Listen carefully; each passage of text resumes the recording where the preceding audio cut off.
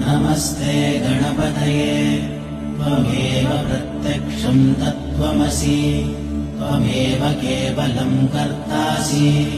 त्वमेव केवलं धर्तासि त्वमेव केवलं हर्तासि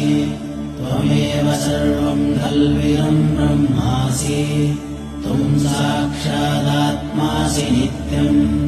ऋतं वच्मि सत्यं वच्मि अवत्वं माम् अववक्तारम् अवश्रोतारम् अवदातारम् अवधातारम् अवानूचानमवशिष्यम् अवपश्चात्तात् अवपुरस्तात् अवोत्तरात्तात् अवदक्षिणात्तात्